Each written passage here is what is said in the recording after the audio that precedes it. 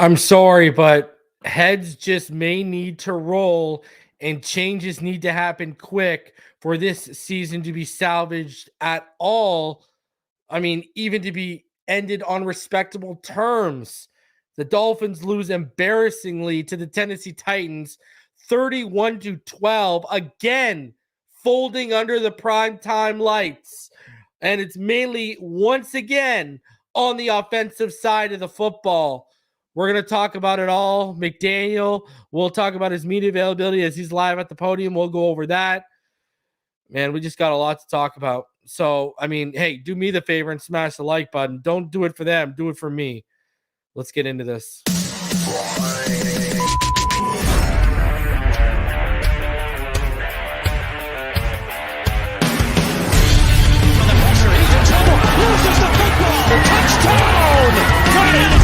You have got to be kidding me. Jalen Waddle has a Dolphin touchdown. And he will score! Field down the near side, man open, touchdown!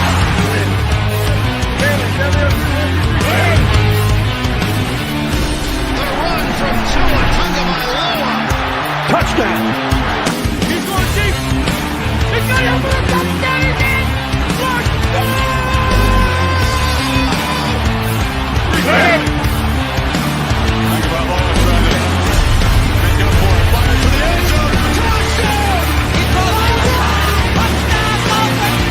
Beautiful day to be a Dolphin fan. Let's go!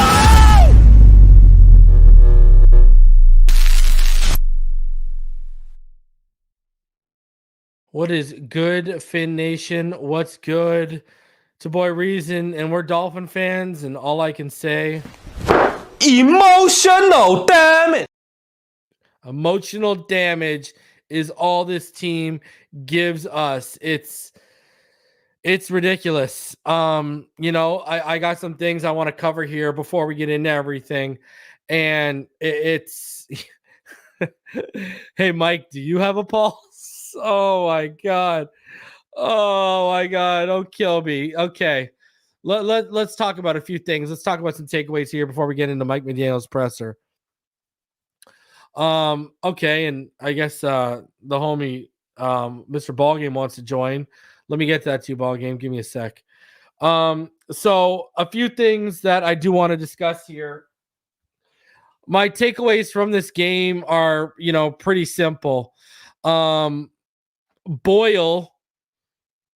Boyle may be the best option for the Miami Dolphins right now.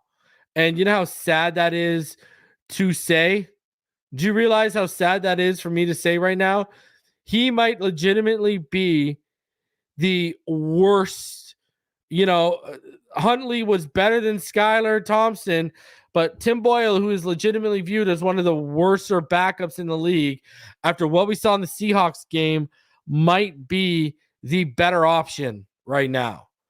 I said when all this started going the wrong way that I felt Greer was going to be the one that falls on the sword, and that in regards to Mike McDaniel, I thought that he still had a chance to be safe, but Mike McDaniel right now is coaching himself out of a job. That's what Mike McDaniel is doing right now. I mean, perfect example. Late in the game, second half, 4th and 1. You're going in an I formation, Huntley under center. They call a timeout, so you get in your own head and you just get totally away from what you want to do and you run a split back shotgun. Look, now I get it. There was a hole there for Achane to hit that he missed, but why are you starting you need 1 yard.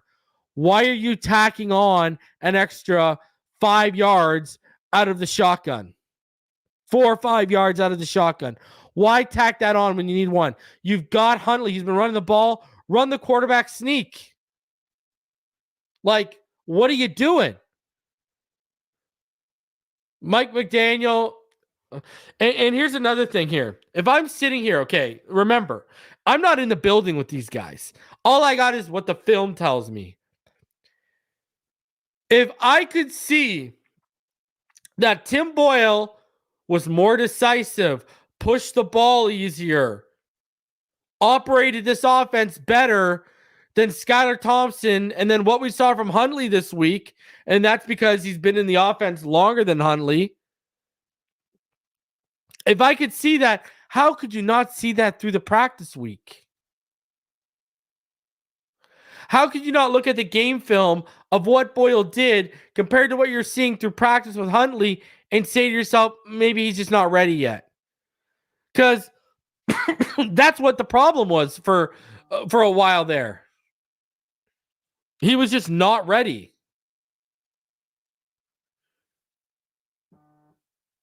And it is what it is.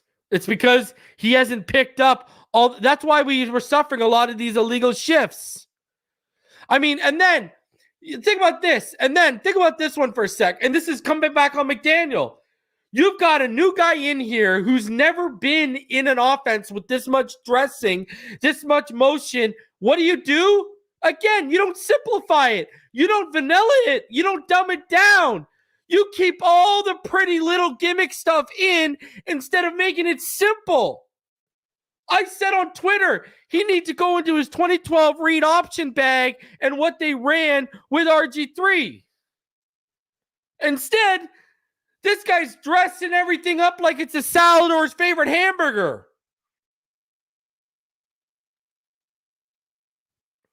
Like, you got a guy who's new to this offense, who's new to the personnel, so let's just give him a whole bunch of motion and a whole bunch of shifts pre-snap to worry about.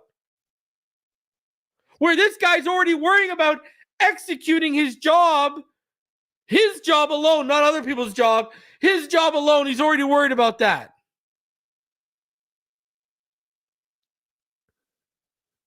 I just don't get this. Like, Mike McDaniel, and then the penalties. Kader Kohu, brother, you've been in the league for how many years? Turn your fucking head, bud.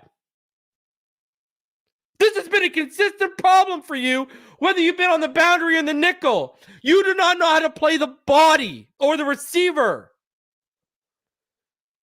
3 years deep and you still don't know when to turn your head, brother? That's shit you're taught coming up. You learn that shit in Pee-wee. You execute that shit in high school and college. Rule number one, if you're going to play the body, turn the head so it at least looks like you're playing the ball, bud. Come on. And now, a couple things with the offense still. Did Tua make McDaniel? All these people were all giddy when Tua went down because they could finally get their agendas at play and their narratives to work, and we could move off of this kid, and now the whole offense is in shambles. Since 2022, they're 1-6 without Tua as the starter. McDaniel looks like he's out in space.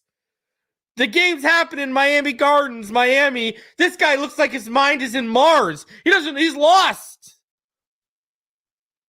And now Tyreek Hill's unhappy because he had 2 goal balls where Tyreek Hill beat his man. Tua makes those throws all day. But Tyler Huntley underthrows the first one, then overthrows the second one. And shout out to Anthony Weaver. I'm going to say it. I don't care whose feelings I hurt. Anthony Weaver's the best coach in that building right now. His defense is not giving up when the chips are down.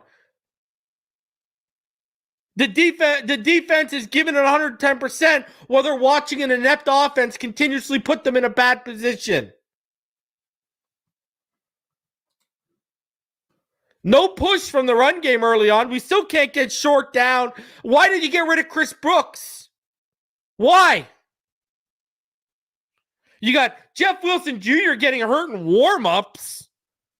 Roser can't stay healthy, but let's move off Chris Brooks, our one bruiser back. Let's move him off of him. Again, how many games in a row now is this? Not making the most of field position and opposing team mistakes. I thought, Ogba, if you want me to hand out game balls, even though no one really deserves anything, Ogba and Brooks would get my game balls on defense, and then Patrick Paul would give my game ball on offense, given that was his first start and he was nowhere near a problem.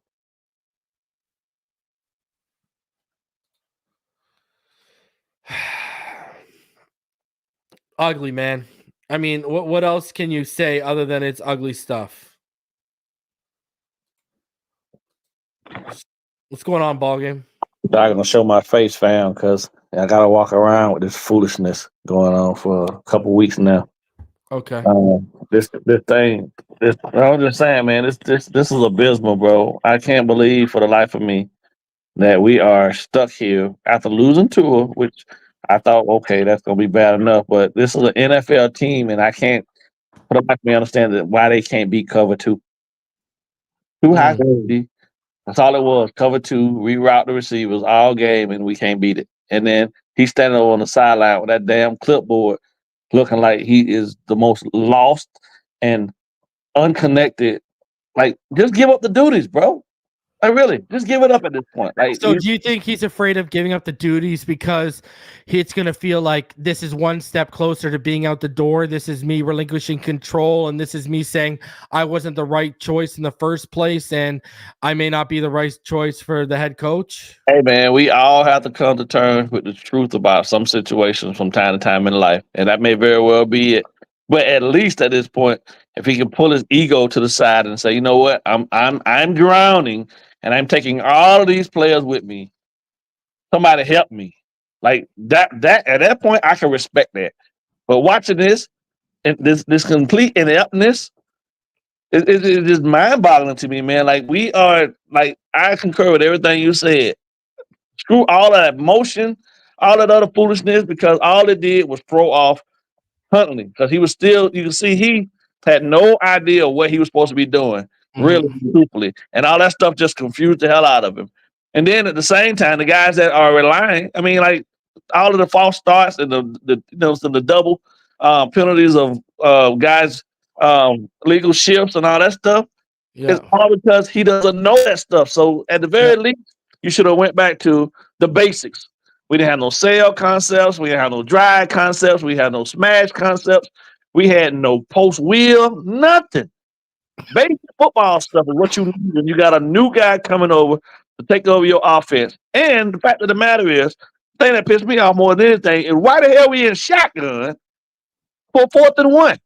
Yeah, why you started that off under center in an I formation just because but that's where he's getting into his own head, right? Just because they call a timeout, you just totally change what you want to do. Like, why?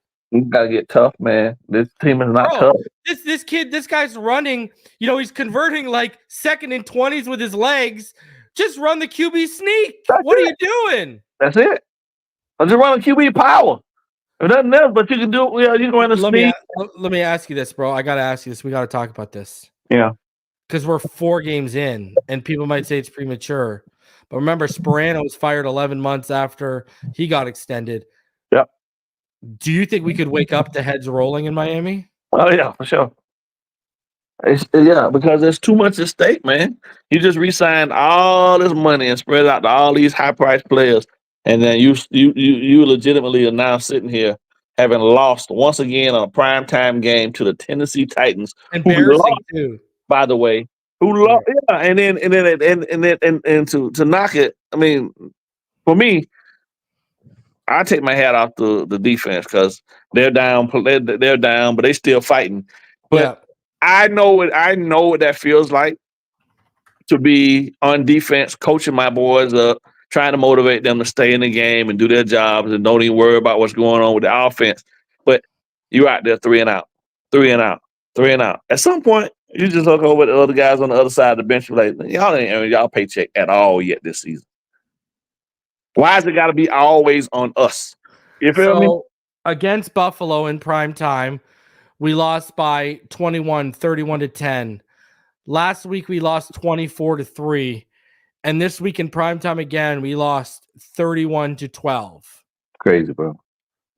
I mean, we've been outscored. If you do all the math, right? We've been outscored 86-25. There's no way in the world on any given day of this life I've been living that somebody could ever told me that with this offense, this is where we'd be sitting with all this firepower. And just because the quarterback went down, you can't even pass for 100 yards in a game with Tyreek Hill, Jonnu Smith, and Jalen Waddle on the field at the same time. And that your best players on offense right now are Patrick Paul, a rookie left tackle, and Jalen Wright, who looks like he don't care when you get the ball to him. He's gonna run as hard and as fast as he can to try to get whatever yardage he can get. That's just crazy to me.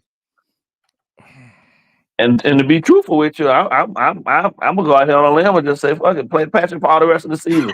Yeah. Go ahead and do whatever you gotta do with Armstead's contract. I don't care, but I'd rather see the rookie because I'm sick of him starting the game and being 4 or 5 plays in, and then it's over for him. You know what I mean? And then him not even whatever the case may be, man. That's just wasted money in my opinion because he was you know what I'm saying, he was damaged goods when we got him, and hinging any expectation on him just was that was just food gold, really and truthfully. But in the same sense, like I just didn't think that there'd be this stark of a fall off with Tua out of the lineup because I thought that okay, we got the Tua book, and then there's a basic football book that any good head coach is going to be able to adjust and go back to the basics and be able to still be able to put together a plan that gets the ball out quick to your playmakers and let them flourish. I haven't seen any of that. I see a whole bunch of guys dropping back, patting the ball, looking. Guys ain't open because cover 2.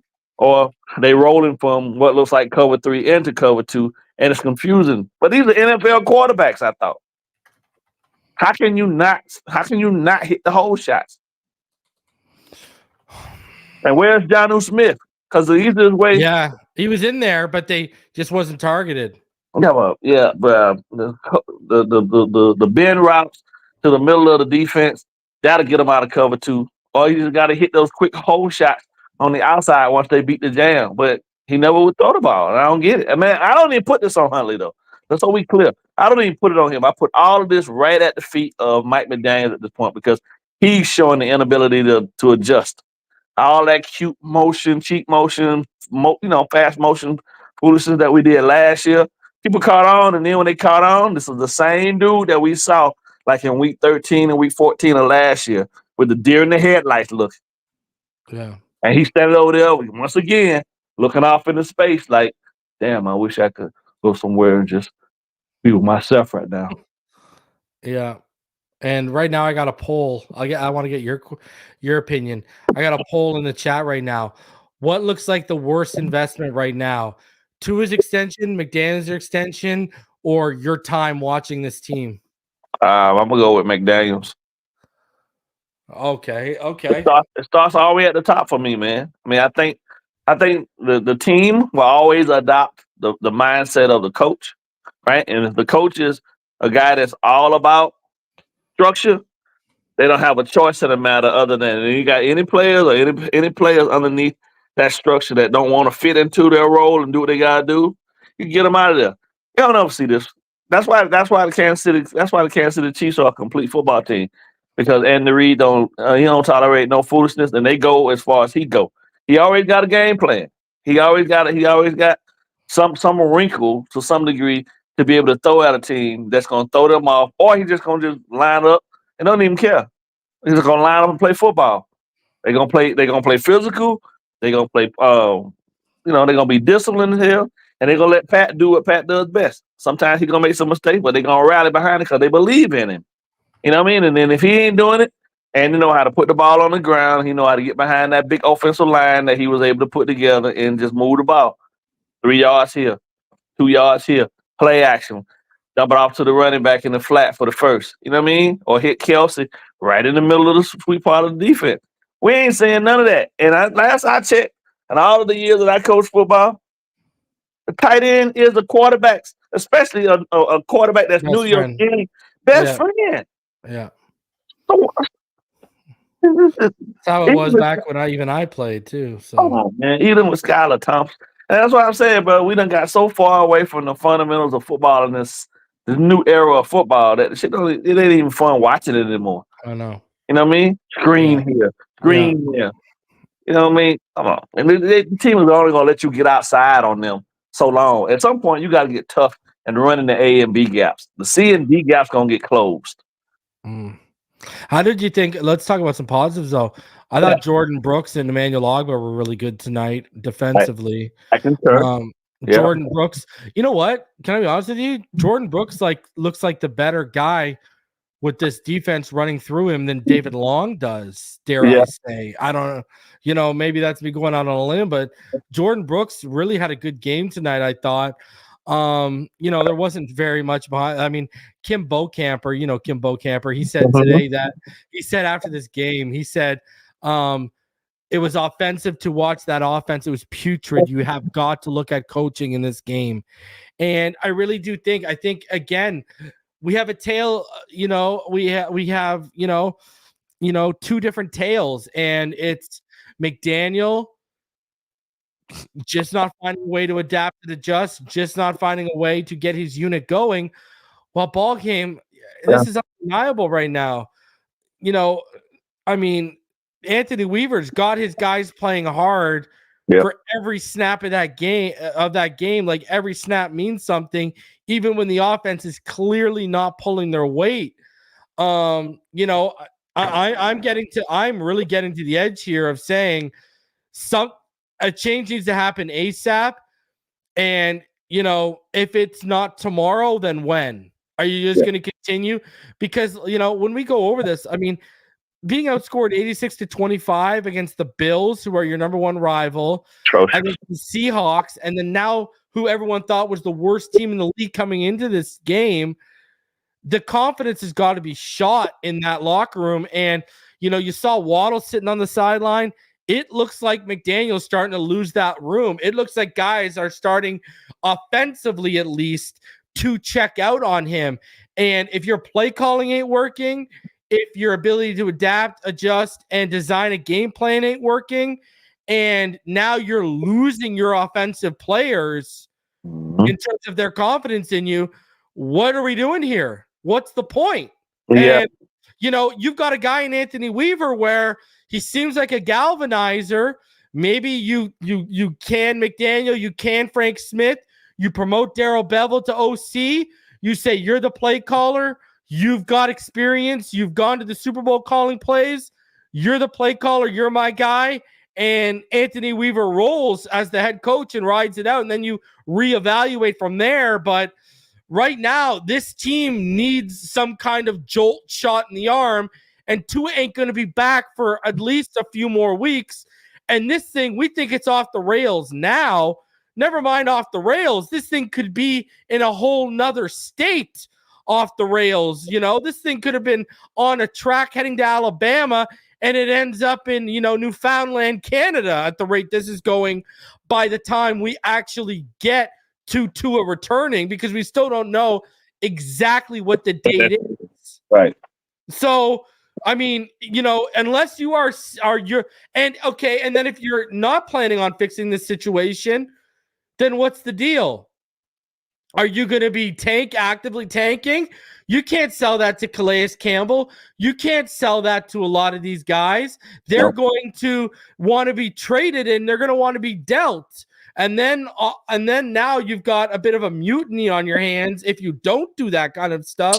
So this is, I already said last week we were getting into must-win territory, and we are there right now. Yeah. And right now you got to find a way to get a shot in the arm of this team. And I don't know what their ideas or what their plan is, but you continue, because BallGame, it's not like we got blown out by Buffalo and the last two games have been, dog fights till the end and we're in it. They haven't even been really competitive. No. Man, you got beat up by the Tennessee Titans team who lost Will Levis trying to be Superman, and then they didn't even throw a touchdown pass. They beat you with the Wildcat. I don't know. And I don't even blame the defense again, bro, because I can't. They can't do it. I can't even fix my mouth to even want to blame them. But our offense is so putrid right now. If this dude at any point gives a shit about this team as they stand right now, he got to turn over the offensive play caller to someone else. Just manage the game and deal with the refs and just be a head coach. Let somebody that know what the hell they got. Let somebody that really has some experience at this do it, because he is stinking it up so bad right now. I can't defend him on any front, bro. And I wouldn't even venture to at this point.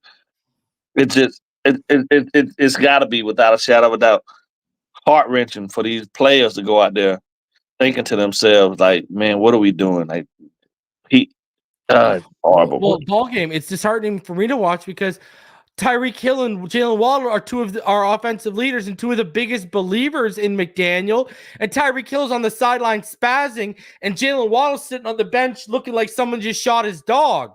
Yeah. Like, you're losing your offensive leaders, and the guys who you've helped make over the last 2 years, they're losing faith in you. Yeah. And I said this earlier before you came up here. What worries me is you've had Huntley all this time. You had the tape and you've had Boyle in the room. You guys couldn't decipher and come together as a team and a coaching staff and say, it still doesn't look like he's ready. It looks like Tim Boyle's probably our best option because he's more decisive and knows this offense a little bit better. I would have preferred that.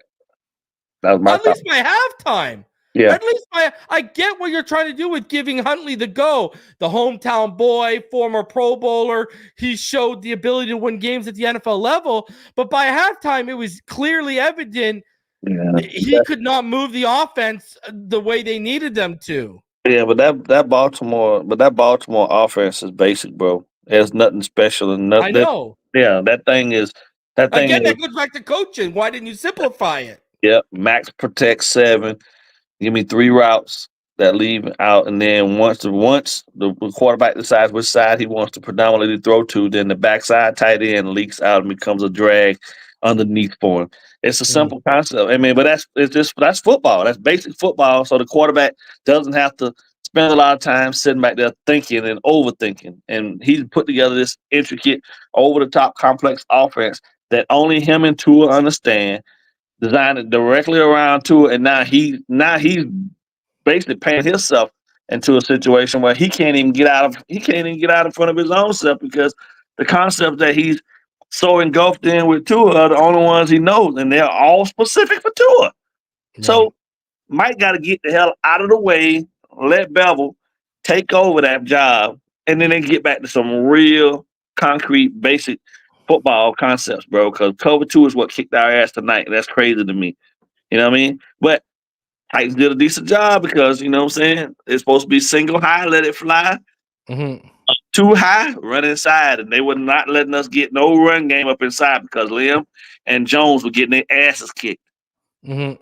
And whenever we try to get to the edge, they'd have like 3 or 4 guys just waiting there. I mean, yeah. And then that's another thing. What was that? Was that a third down where we ran the end around to Tyreek? Yeah. That went nowhere? Yeah. Like that's you're like 3rd and 1, 4th and 1. You know, 3rd and 1, 4th and 1. 3rd and 1. Let's run an end around to get the wide and get, that's the hardest way to get that 1 yard. Yeah. And then let's because they called the timeout. Let's get out of an I formation under center where we can just QB sneak it up the middle against behind Aaron Brewer, our best interior lineman, and let's go into shotgun 4 or 5 yards back, and we got to run now 5 or 6 yards to get 1 yard. Make it make sense, right?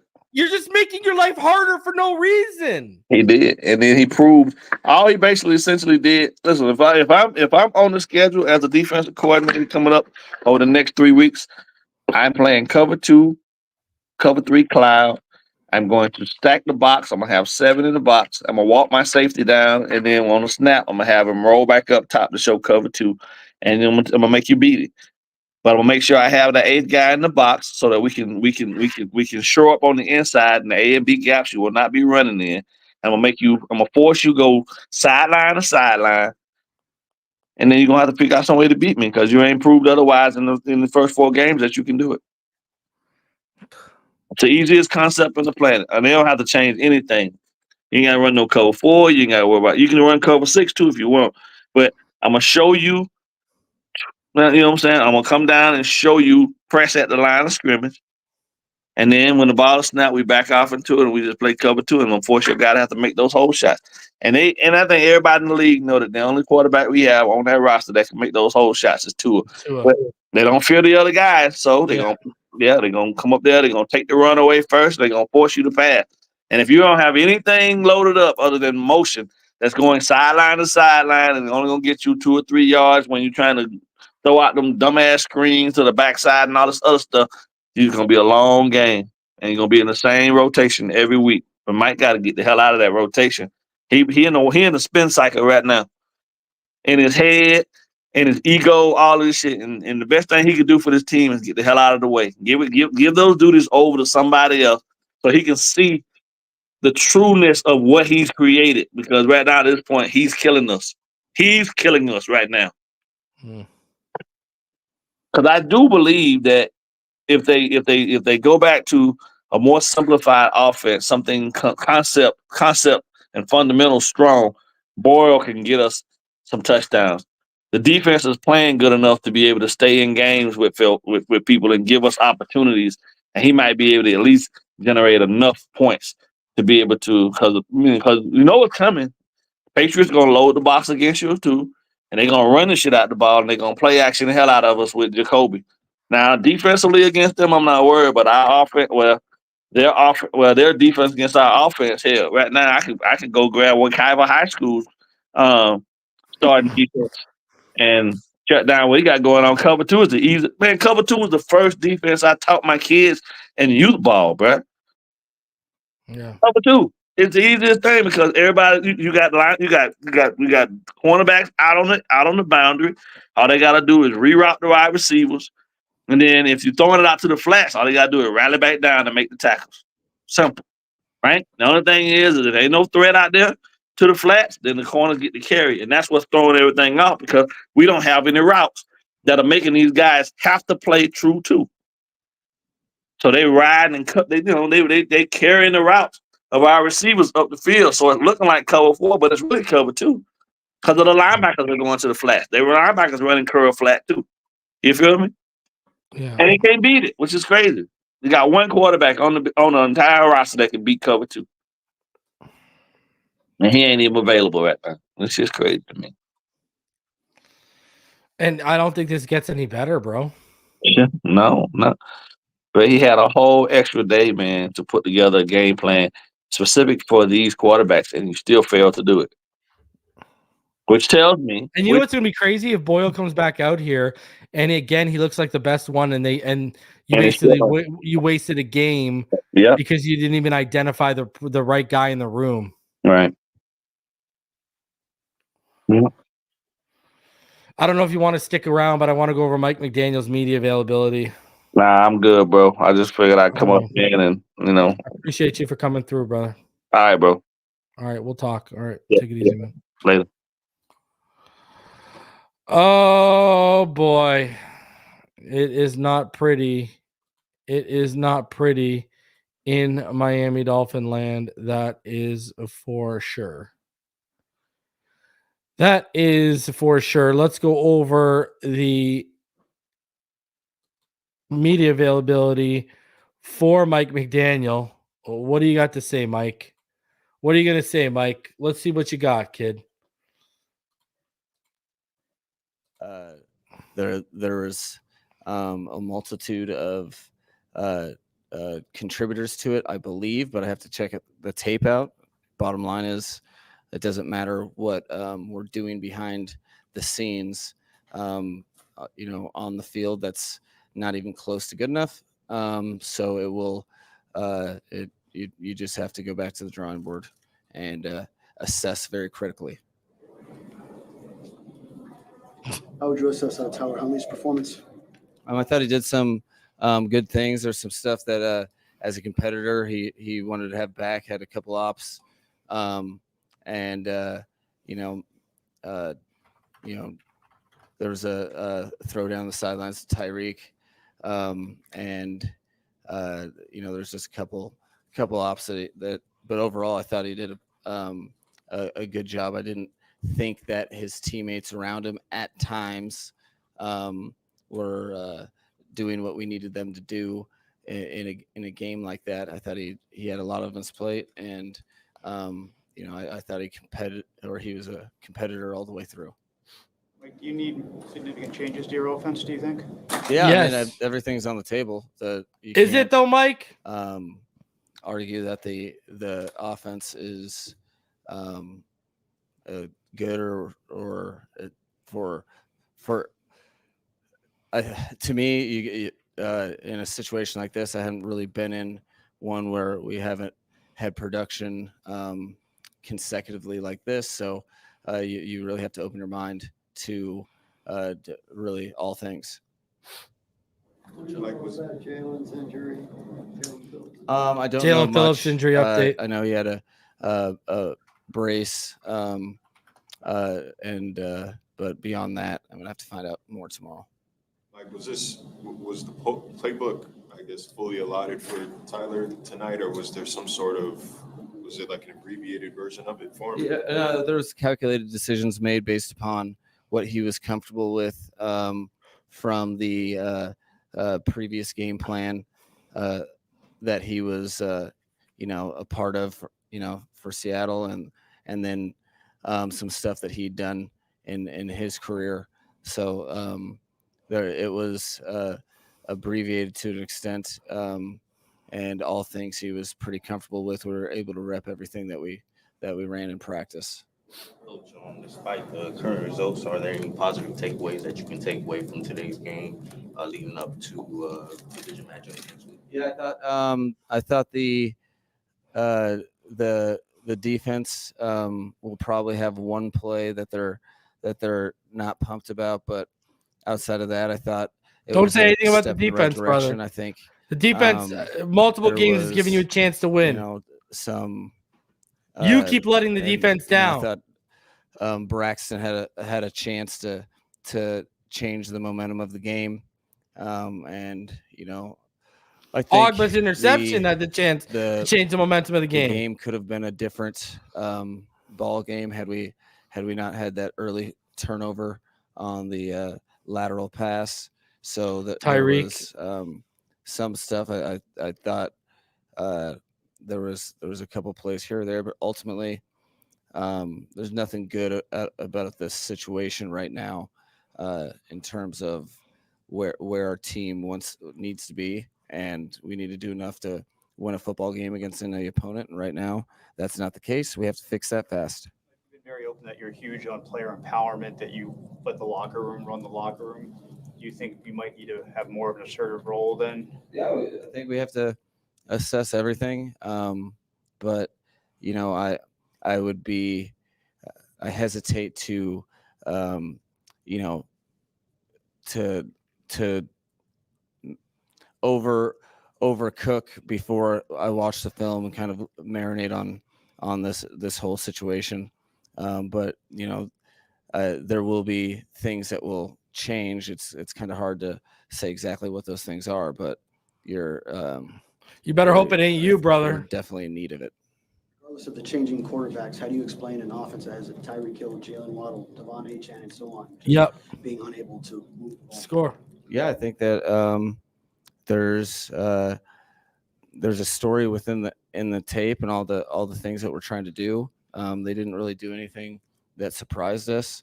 We felt like we could get those guys, And that was the result. The ball in premium situations, we weren't able to. So, I don't think they didn't do anything that surprised you, and that's what you put up. So, I know for a fact that I play a part in the whole thing, but it's a collective issue for sure, and we have to figure out how to score points, and those guys can help us do that for sure. How do you guys address the formation, legal shifts, procedural stuff that's been plaguing you for the past couple of weeks? Between the eyes, you all the situations off the top of my head, it's one of the first things that I know that we can control, that guys aren't getting getting set fast enough. And so I have to take a look at the amount, you Of use motion. motions and stuff to try to give players some advantageous situations. But if you have to pull back from that if you can't execute them, because there's No, no play really, that Mike. works that What about if you got, doesn't even get a I don't chance to know, get say started. So a that quarterback that's the just joined your offense? motioning part of our offense is something that our players have been good at in the past and have used it to create advantageous situations. But you just can't keep doing the same thing. You have to fully adjust if guys can't execute in the moment of truth. How concerned are you that 4 weeks in, this has been going on? It seems like weekly the same issues. Yeah. That it could cause a problem moving forward. That it's snowballing more. And what do you have to do to make sure those guys keep positive? It's already snowballing. Well, I think we're really tested as I better not individuals. hear We're about tested adversity. a lot of things that we've said that Last thing I want to hear about is we adversity. are individually and collectively as a group. It's very, very challenging to have a situation like this. I don't foresee this locker room quitting. I don't see it as their nature. However, you have to give guys reasons to go above and beyond. I think you have to hold literally every person in the building accountable to what we see their jobs as and their purpose and what they're doing for the team and what they're not doing for the team. It's hard conversations that are very, very necessary, and we'll hit those between the eyes from a constructive standpoint. And bottom line is there will be a list of things. I'm pretty sure I already know several of them, but there'll be a list of things that you can tell the coaches and the players that if we don't do this, this won't change, and then get those things to change. And it's it's already been too many weeks in a row, and so you just have to identify clearly exactly the direction you want to go. If you want to win, you have to do certain things. Then why aren't you doing play them, sound Mike? Football and clean football. And Why until aren't do we, that, Mike? We will be stuck in the same results. Late in the game, the cameras caught Tyreek Hill visibly upset, shouting at someone on the sideline. Can you give us an idea of who he was talking to? Missed me with that red horse. I would expect him to be visibly upset at somebody. A lot of times guys can be, yelling at, he's a leader, and he wanted to do everything that he could to make sure the result wasn't that. And so there's, within the locker room, there's a lot of guys challenging each other, and we get an opportunity to see what we're made of for sure. Last question. Mike, what's the challenge in, I guess, installing a new quarterback with little experience in your system versus actually just letting a guy get some reps and get comfortable? No, there's pros and cons to really everything you do. Oil was the move. We were all prisoners of the moment. Yeah, there are challenges. I know what they are. Have history of having to adjust for different players and different personnel. It's just adjust. How much is Sorry, I had to laugh that I heard that word come out of his mouth. How much? Where is the team's conviction? We just need to be able to trot out a game plan that we're actually executing things from an offensive perspective, and each player gives us some advantages, some disadvantages in terms of how long they've been here versus what their skill sets are. And bottom line is, I think you have to make some tough decisions that will, but that's what this league's about. That's what my role is never void of adverse situations. Oh, Jesus. This is a Oh, this here we game go. is Don't start with the big adversity one that shit, we've Mike. had to overcome since I've been here, and in those times, you get to find out a lot about who you think people are, and get to identify whether or not they're the guys that you thought they were, or including myself. So tough times bring out the best in people if you have the right people. So that's what I'll be expecting from everybody, and they'll get a chance to prove me right or wrong. Thank you. I mean, just my kids used to listen to the Wiggles growing up, right? Fruit salad, yummy, yummy. This guy over here, word salad, dummy, dummy. Word salad, dummy, dummy. Like that. That's what I'm hearing when I listen to this guy talk right now. Like, what are we saying right now? Okay, you're talking about adversity, brother. You haven't figured out you guys aren't what you thought you were yet. Look around. Look at the last 3 games. You barely escaped the Jags, who have been getting dog walked since. Okay, and the worst thing is, look what the Ravens did to Bills, but look what the Bills did to you. You guys just aren't ready to compete with the upper echelon right now. I mean, I just don't know what else to tell you. You're really not there yet. And you've spent all these resources. You've done all of this stuff. And what have we got? What have we got? What have we received in return? We haven't even got did we peak in the Denver game last year when we put up 70 points? Was that our peak? Was that our peak? Because I'm telling you right now, listen, if I wake up tomorrow and McDaniel and Greer are gone, it's going to be, all right, back to business. I'm going to be like Lyndon B. Johnson after they shot JFK. I'm going to be like, all right, let's get to business. Because what is happening right now? Like, what is happening right now? Shout out to Coastal for photography. Should have cut Duke Riley at half. Fire McDaniel, then cut Riley for that punt. Yeah, Riley, I don't know what he was doing. With the trade deadline looming, is it time to collect picks? Reek trade? I don't think they'll trade Reek, but Calais Campbell, some of these veterans. Ant Hen donates $2. Appreciate you. Word salad. Dummy. Yeah, remember where that originated, because I bet you that catches on.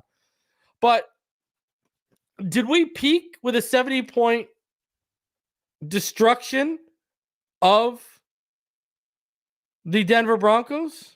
Is that where we peaked? Is that the best we're going to see from this team?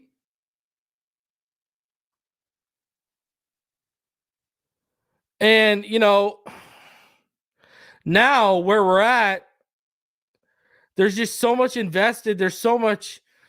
There's like, you think Ross right now is going to trust these guys to trade for a quarterback? No, he's going to say, well, if the wheels are off, the wheels come off and I'll draft someone.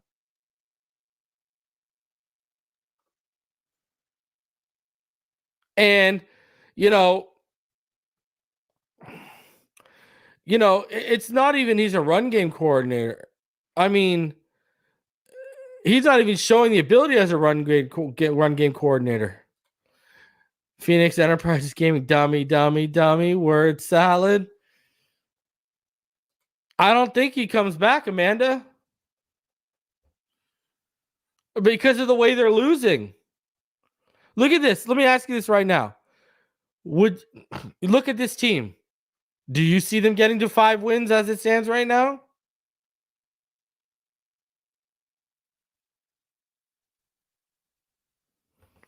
And then you get Win, OBJ, and Tua back. What? Let's say they come back with 10 games left in the season. They got to go 10-0 for us to even have a chance.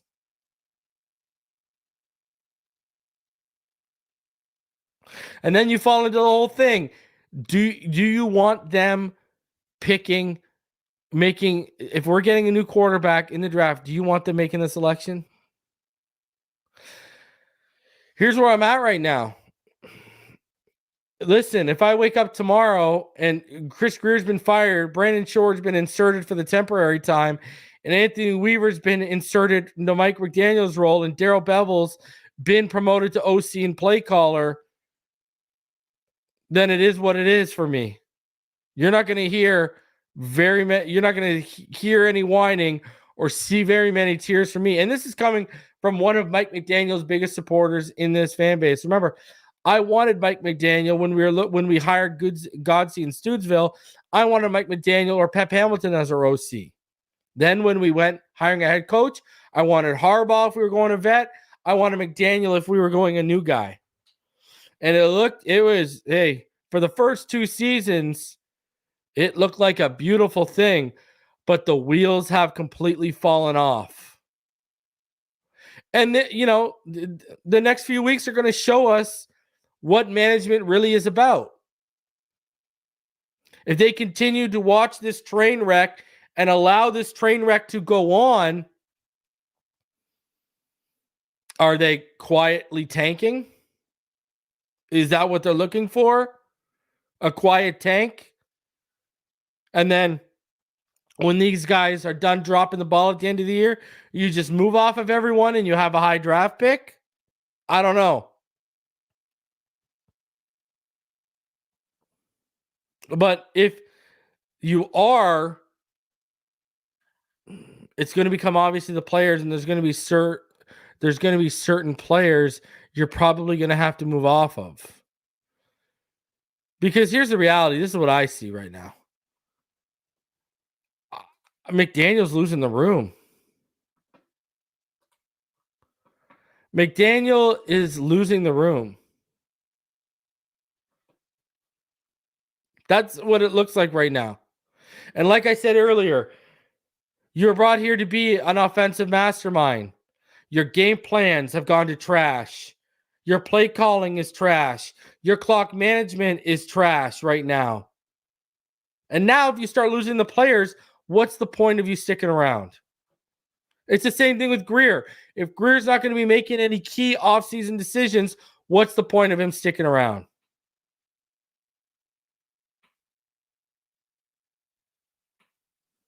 You might have to galvanize this team for the period that Tua is out, give them the shot in the arm. So when Tua does come back, we've seen the Raiders. The Raiders, every time they fired a head coach in the middle of the season and they promoted someone defensively, it's been a shot in the arm and they've made a little bit of a runs. You're 1-3 right now. You cannot afford to make this decision on, say, Thanksgiving when you get blown out by the Green Bay Packers. Because by then, here's the reality. By November 28th,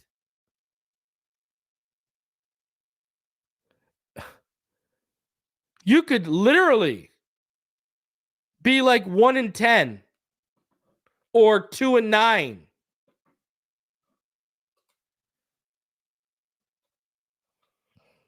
That's real talk here.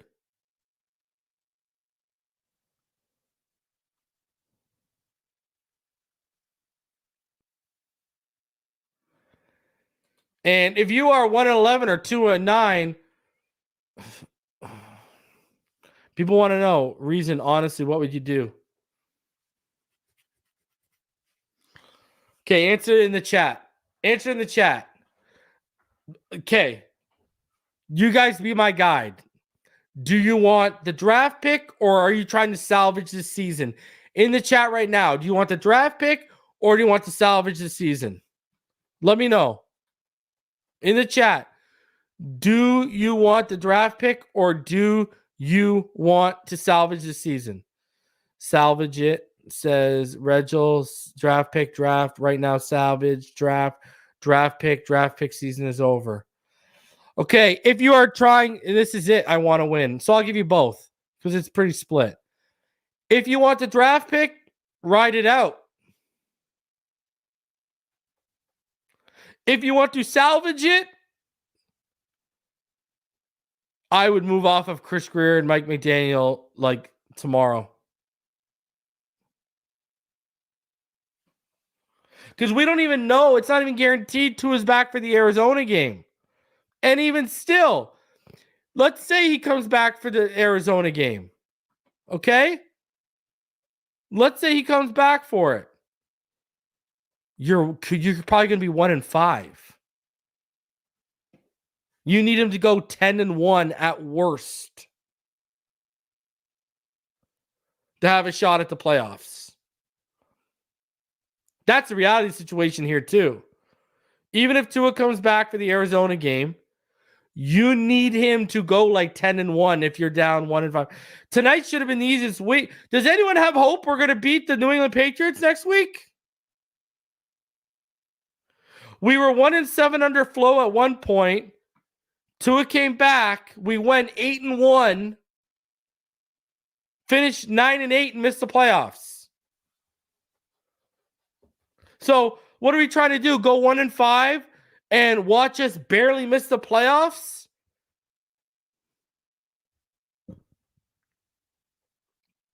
And then you barely miss the playoffs. You end up with a middle of the pack draft pick.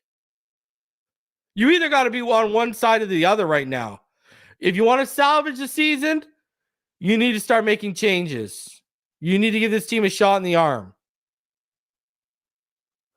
If you don't want to make changes and you want the draft pick, then you just ride it out with what we have. And you let the chips fall as they may. And you hope Tua doesn't, if you want the draft pick, you hope Tua doesn't get cleared and come back and ruin your chances at a high draft pick with some wins, because you know he'll win. I'm not saying he'll win, he'll come back for 10 games and win 9 of those 10, but he'll at least win 5 of those.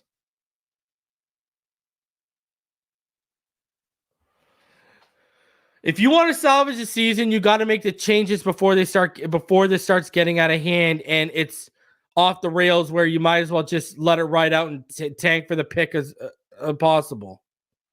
Best as possible.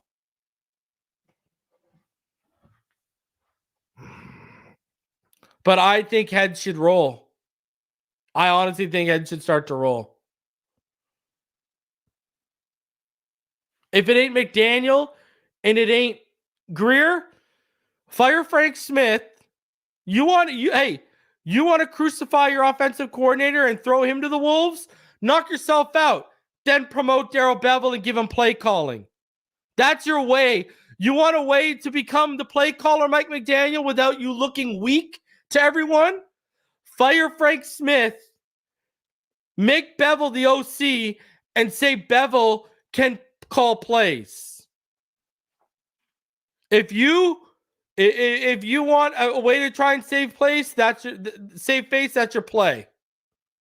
Fire Frank Smith, throw him to the wolves, and then let Darrell Bevell become the OC and let him call plays. That is probably your, you're trying to protect your ego a little bit. You're trying to save some face. You're trying not to look as weak as possible. There you go. There you go.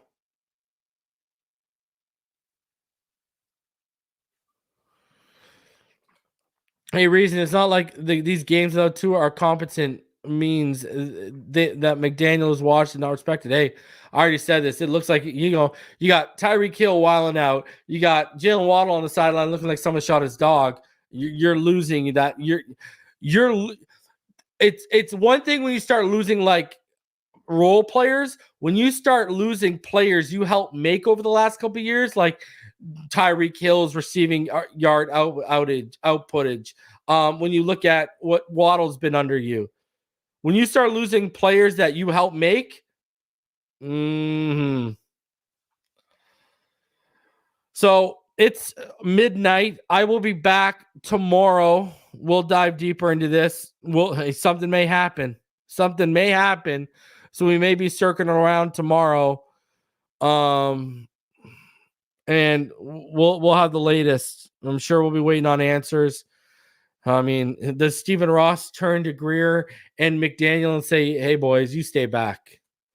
Remember when they said Tua was the problem? Well, Tua's durability is the problem, but the Miami Dolphins have far bigger issues at play, clearly. And we started to see them at play even when Tua was in the lineup. So, listen, I told all y'all against KC, I hated his game plan.